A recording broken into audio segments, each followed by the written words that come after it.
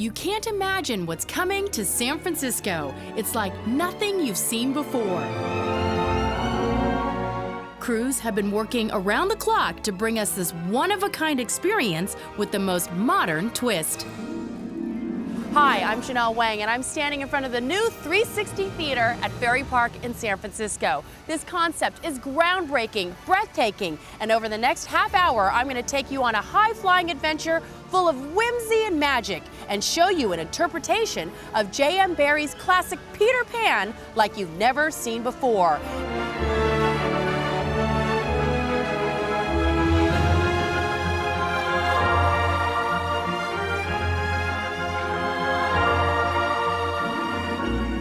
And when I say high flying, I mean that quite literally. So let's go off on a journey to the land where Peter Pan was first created.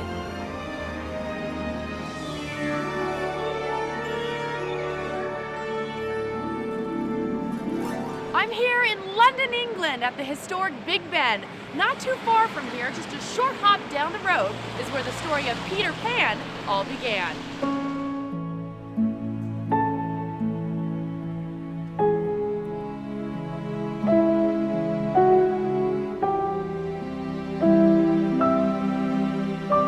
It was 1902 at the London home of Scottish novelist and playwright J.M. Barrie. He created the boy who wouldn't grow up, the boy who flew into the nursery of the Darling children, Wendy, John, and Michael, and took them on a magical flight to Neverland. Since then, the tale of Peter Pan has been adapted too many times to count. It's been a Broadway musical, movies, and maybe most well-known as a Disney animated film.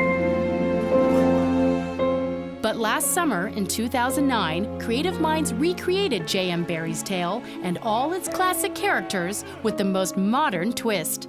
Producers say if J.M. Barrie were alive today, this is how he would envision the show. To do Barrie's version, if you like, go back to his original play, his original novel, and write a version for the 21st century that had all the danger intact.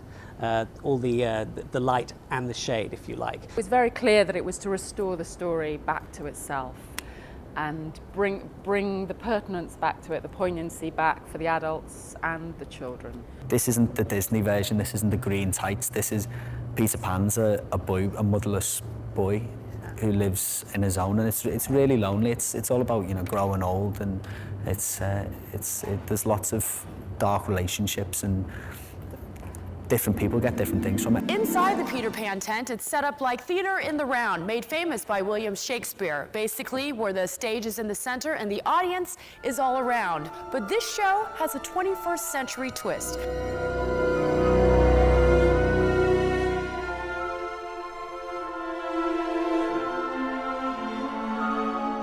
CGI, computer-generated imagery, projected on the screen 360 degrees, which means there's not a bad seat in the house. It's the world's first 360-degree CGI tent, and at 100 feet tall, there's enough room to have Peter Pan and all his friends fly around. Well, 360 principally describes the video, the CGI element, which is projected 360 degrees on the inner walls of the tent, so that you're completely inside the story at any time. So if you're on Hook's ship, if the action is on Hook's ship, then the sides of Hook's ship are projected onto the walls, so you feel like you're actually there. We try to be literal at things that most productions can't be. When our producers approached me and showed me the plans of the tent, and the fact is this tent that's behind us is entirely supported from above on massive girders, and therefore there's none of the obstructive pillars and ropes and ladders that you'd normally associate with a circus tent. I said, you've actually managed to create a fantastic 360-degree film screen. We wanted the CGI to add to the story but never to upstage it, so we're actually rather sparing with its use. And obviously the big scenes, the flight to Neverland and the flight back. So we talked through how we thought it should be presented, and I think we agreed very, very much on what the show should be. Very visual, it should be back to the original story, but cutting edge, and use a whole palette of different things to tell the story, to engage with lots of people. The U.S. premiere in San Francisco is expected to draw massive crowds from not only the Bay Area, but throughout the United States and beyond.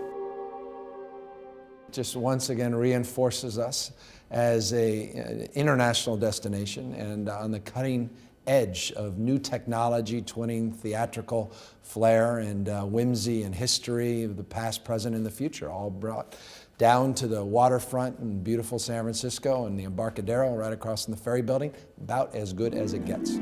I think it appeals to everyone. I think because there's that knowledge that in Peter Pan there's that fear of growing up. So for every adult in the audience who knows the story or doesn't know the story actually, there's that idea that as you get older, things get scarier.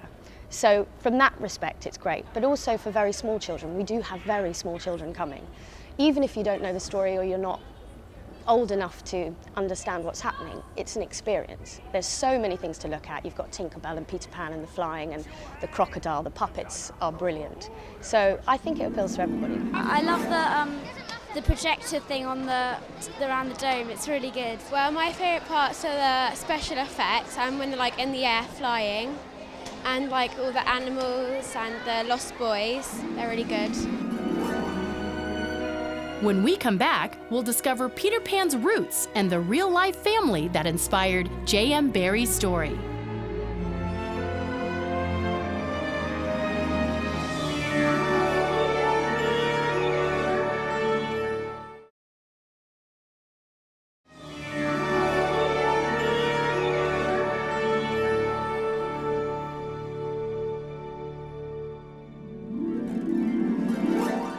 Peter Pan was first envisioned by this man, Scottish author J.M. Barrie. In the late 1800s, he lived in the outskirts of London, writing novels, plays, even an opera. And when he finally did write about the character Peter Pan, it was just a mention. In 1902, The Little White Bird was published by J.M. Barrie, and that is the first time we hear of Peter Pan, and it's the story of him as a baby.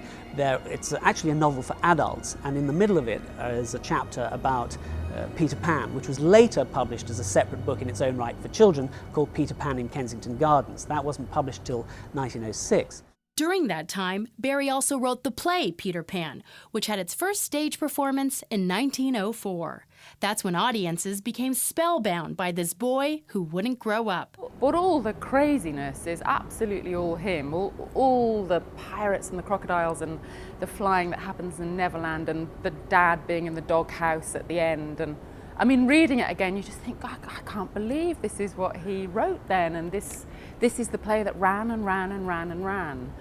Christmas after Christmas after Christmas in London and then New York, and just got thousands of people again and again and again totally engaged with it. And it was a totally unique play at the time. His agent thought he was completely bananas when he gave it to him to read. He thought he'd lost his mind.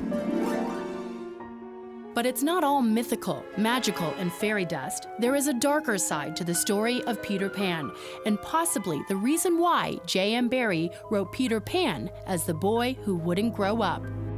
There's a lot of inspiration in Barrie's life. I mean, his brother died by falling through some ice in a skating accident just before his 11th birthday. So that left a mark on Barrie.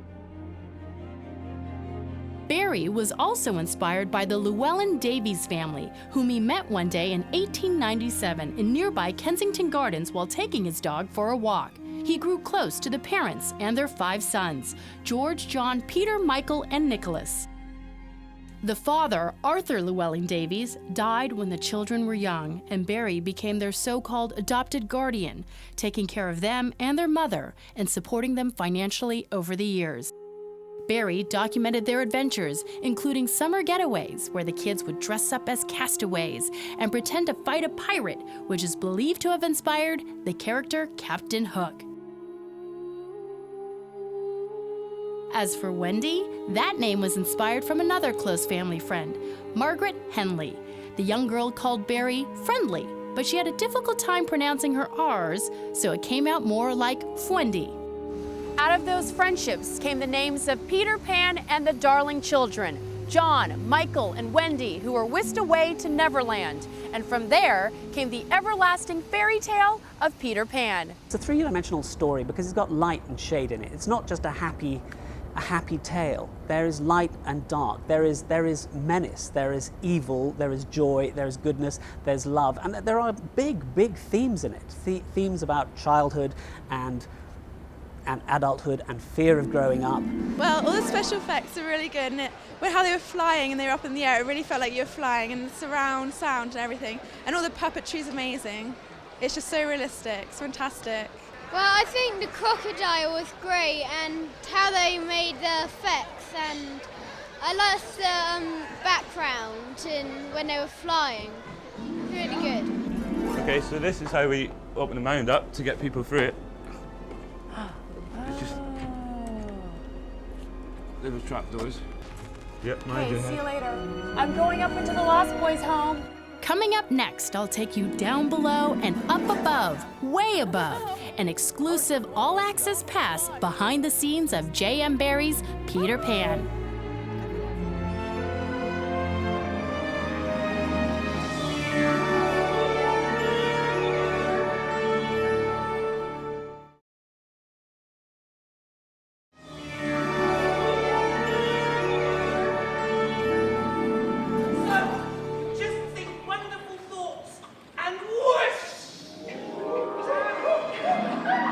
The magic behind J.M. Barrie's Peter Pan doesn't come easy. It takes a unique production team of visual artists, actors, and directors to put on a show of this magnitude every night. Every detail, every moment, every effect is choreographed. So how many trapdoors are down here? There is 20 trapdoors in total. The crew gave us an exclusive tour to see how they make it happen, a place where audience members never see. Darling kids' beds. Yeah, this is Michael's bed. My God, so it's upside down right now. Yep. How do we get it back up on stage? I can get that done for you just now if really? you'd like. Yep, no problems. I'll Just just in a talk to snap somebody. like that? Yeah. Okay. Hello, Jordan. Hello, can we have Michael's bed up on stage, please? Oh my goodness.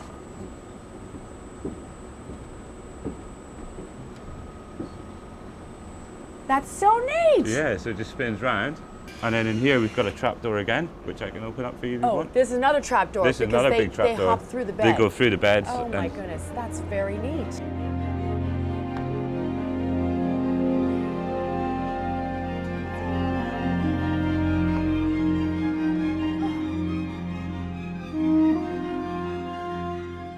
Obviously, because it's in the round, everything happens underneath the set. There's no wings, there's no kind of movement on the stage, so everything happens underneath. We've got a lot of ladders and traps that people come up and down, and yeah, so during the show it's very busy down here. It's a lot darker than this. So the props, the furniture, they're all basically upside down right now underneath the set. So what is this? So this is a mound. When it's up on stage, this is the home under the ground and the mound where they have the fight, Hook and Peter have the fight. So at the moment, it's turned underneath. Oh, upside down. Upside down, and then it spins round on stage, and then it becomes the mound. This is where basically the Lost Boys live. Yeah, the Lost Boys live in here, and they come in and out of all the holes in the mound. Oh my goodness. Hi! Oh my goodness. I'm one of the Lost Boys. Somebody come find me. No detail is overlooked. Just as much work goes into the actors as the puppets to make them appear lifelike. Crocodile in Peter Pan is an iconic character. Everybody knows the tick-tocking crocodile. The way she's been made for this production, very cleverly made. Copper pipes, coat hangers, lots of clothes, fabric as well. I think the idea with Crocodile is that she's come from the children's wardrobe and also from their imagination as well, so she's made from those objects. So it was 100 foot across and about 17, 18 foot tall. Production designer Bill Dudley worked for many months on perfecting the CGI technology. When you match the stage lighting with moving shadows, see it's synergy again, the Vari lights that you see in every rock concert, they're very subtle instruments actually. They don't just blast bright lights, they can move and be timed and programmed to actually sync with any circular up and down motion. I thought the time is right for this. The software is just maturing. One of the most unforgettable parts of the show is when Peter Pan and Tinker Bell take the Darling children flying over London on the way to Neverland. The flying to Neverland scene has taken months. We started originally, we didn't even know which direction they were going to fly in. We were waiting for the film that you see, the CGI. They fly around St. Paul's, the cathedral. They tip to the right, they tip to the left, and they circle it. And they really just show you the beauty of the London nightline. I mean, it's an amazing city, and it's an amazing city from the sky. And we don't get to see that in real life, but through this journey they go and they see all the rooftops and these beautiful monuments. And it feels like you're flying. You can see people's faces in the audience, and the jaw just can't. And it is that, you know, it's an amazing opportunity, and to think that this is a job. It's it's great. I'm going to show you how to clip on. So, just what does it feel like to fly? I got a personal lesson from Peter Pan himself. You can sit into it. It's like a swing. You sit into it, and you can. What we used to do is just kind of like slide along. Fun. Yeah, it's nice and comfortable. Yeah. Oh, sorry. I'm out of control. Okay, so we got that. Okay. Right, now I'll take it up and I'll show you how to travel, but we best hold hands. It's a good chance. I'm holding hands with Peter Pan. Okay. We're going. Oh, we're going. See ya. Going, yeah. So look, you're already so graceful. So let's straight. I'm gonna let go of this hand. I'm gonna push out. I'm gonna face front. Okay. If I hold you like this, then I can push you wherever I want. It's kind of like dancing. Right. That's it. Yeah. Oh my gosh. I don't know how you act and do this at the same time.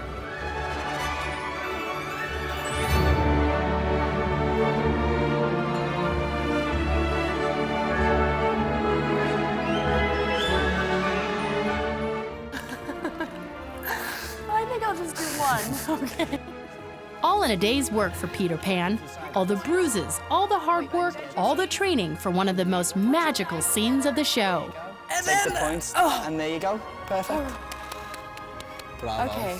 See, I did it. They were all flying together, and it had all around it. They had like different. It was like a green screen with all different parts of the land and stuff. So it looks like they're actually flying. Coming up, Peter, Wendy, Michael, John, Tinker Bell, and Captain Hook, the characters of J.M. Barrie's Peter Pan.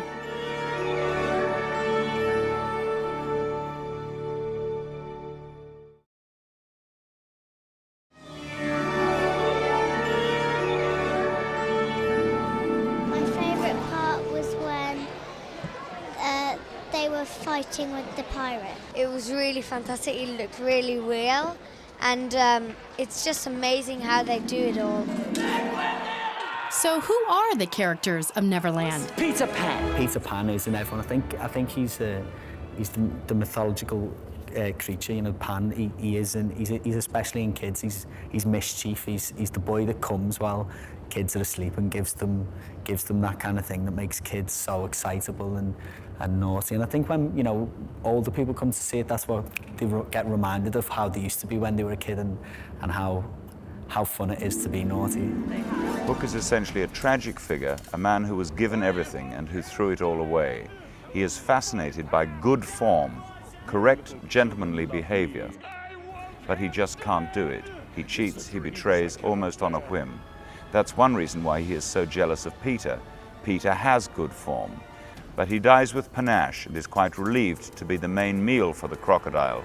So, playing this man is great fun. She's a fairy. She can only have one feeling at a time because she's very small. But that feeling is really, really strong. And the only feeling that she cannot control is the love for Peter Pan. So when she sees all these things going on between Peter Pan and Wendy, she really cannot control that. But she's a very beautiful character because she gives everything for Peter Pan. She dies for him. So it's really, really beautiful to play Tinker Bell. As for the three actors who portrayed the Darling children, they know why the show has resonated with parents and children alike.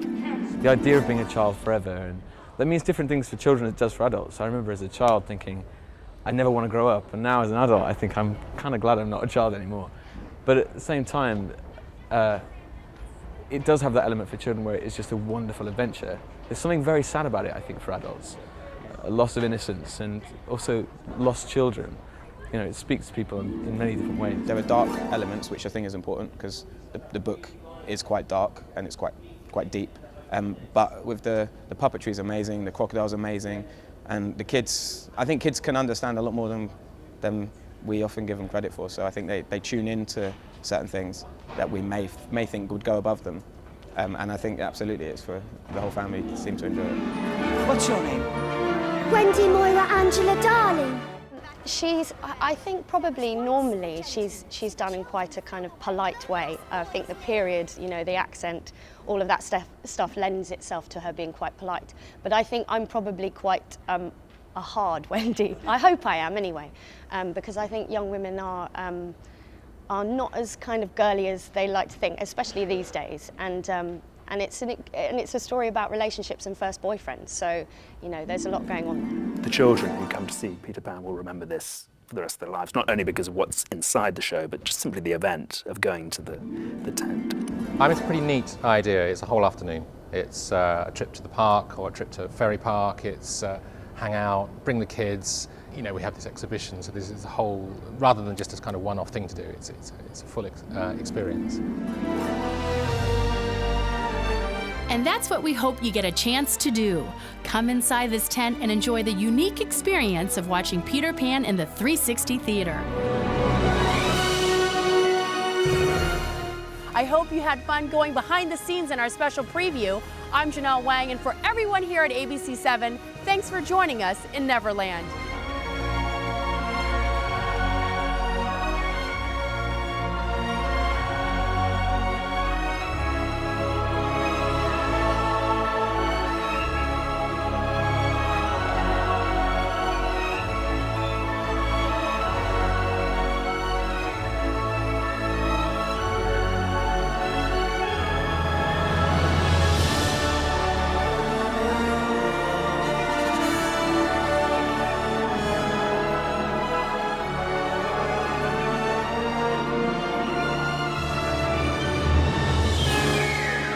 See you in San Francisco.